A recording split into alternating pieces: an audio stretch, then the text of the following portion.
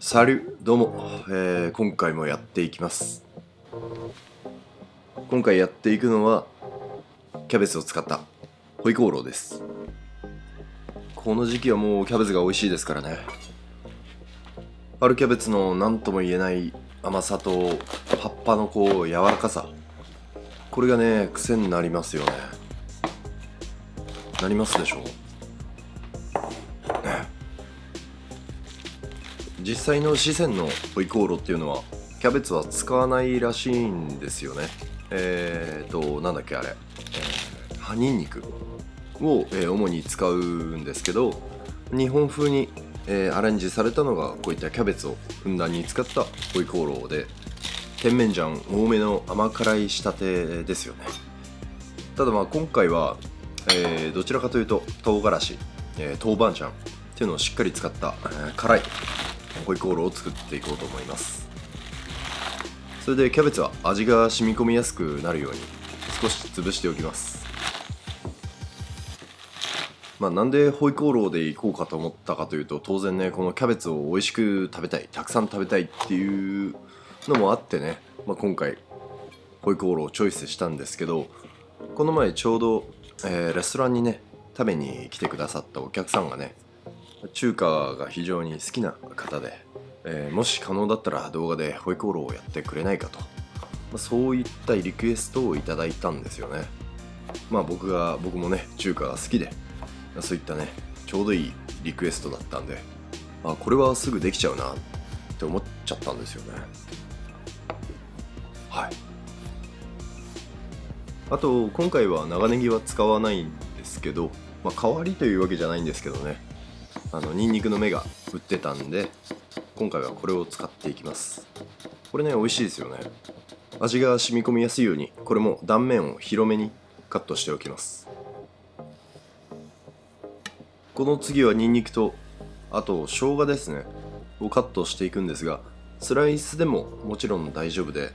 味がよく馴染みやすいようにしたいという場合は、今回やってるようなみじん切りでいいんじゃないでしょうか。生姜もだいたいニンニクと同じようなカットの仕方で、みじん切りしておくとスムーズかなと思いますね。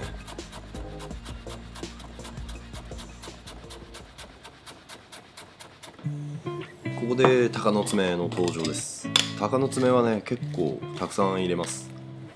種をね抜いておけばそこまで、信じらんないような辛さになることはないと思いますから、この唐辛子の香りですねをしっかりとホイコーローに移したいです。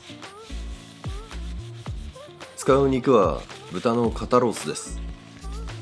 肩ロースがね個人的には一番味として美味しいような気がするんで、この肩ロースちょっと厚めですね、スライスはされてるんですけど、生姜焼きとかそういうように売ってるやつですね。それに下味の塩をしておきます。本来はお祭りの貢ぎ物として捧げた茹で豚の塊を祭りの後美味しく食べれるようにって考えられた料理らしいですけどね。なんでそうやって一回茹でて鍋の外に出して、それをもう一回調理し直すっていう、その回転からホイコーローっていう名前の由来になったらしいですけどね。面白いですよね。面白いでしょ。今回肩ロースに小麦粉を振ったのは、焼いた時に焼き色がつきやすいようにっていうね理由でつけてるんですけど、これはもちろんつけなくても大丈夫ですし、逆にというか、片栗粉をつける場合もあると思うんで、表面をカリッとさせたいか、小麦粉にして香ばしい香りを優先させたいかなど使い分けはあると思いますけど、僕は今回小麦粉です。フライパンは比較的強火にしておいて、キャベツをね加えて塩をして、でその後にピーマンも加えて軽く下味の塩をしておきます。で油がね全体にしっかりと回るぐらいの量は必要ですね。それで蓋をして、この蓋のサイズ完全に最初合ってなかったんですけど、ちゃんとサイズの合う蓋をして蒸し焼きにします。ちょっとねこの時オイル足らなかったなと思って後から差し込みました。でここで完全に柔らかく火を入れたいわけじゃないんで、こう全体にね油が回って軽くクタッとなるぐらいですかね。目安はそんな感じです。ただなるべく押さえておきたいのはキャベツの香ばしい香りですね。これは最優先したいです。なので焼き色だけはしっかりとつけておきましょ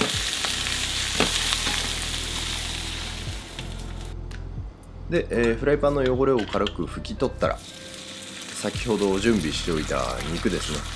肩ロース、これを加えていきます。この時も、強火ですね。で片面にしっかりと焼き色をつけるといった感じです。焼き色、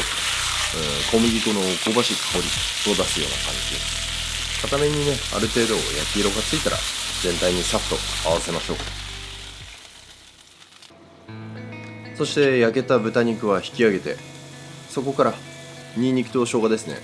中火からだいたい弱火ぐらいの、火加減にして、唐辛子も加えて、あと豆豉ですね。ちょっと麻婆豆腐作った時に余ってたんで、それも一つまみ入れました。もちろんこれはなければないで大丈夫です。そして豆板醤と甜麺醤ですね。豆板醤はできればピーシェン豆板醤と半々ぐらいで分けたりすると、こうより本格的な味になると思いますけどね。今回はなかったんで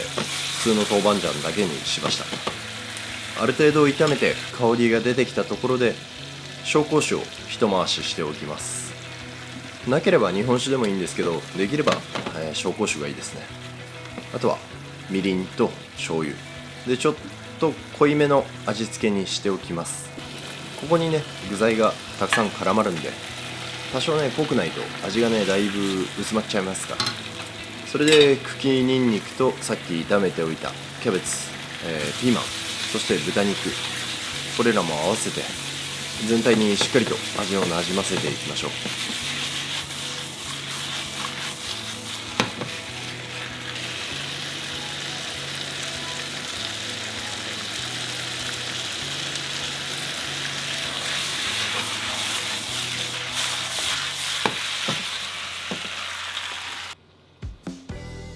そして熱々のうちに盛り付け、ドレッセですね。少し小高く美味しそうな感じになってればいいんじゃないでしょうか。唐辛子がちょっとね上の盛り付けのところにちょいちょいこう見えるような感じになると、なんかそれっぽく見えませんかね。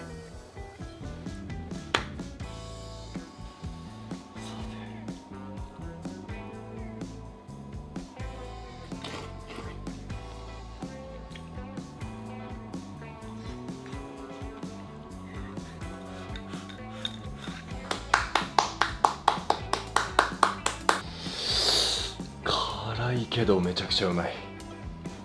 キャベツがうまい。キャベツの甘みもしっかり出てて、それが豚肉のうまみとも合うし、このうまみはすげえ。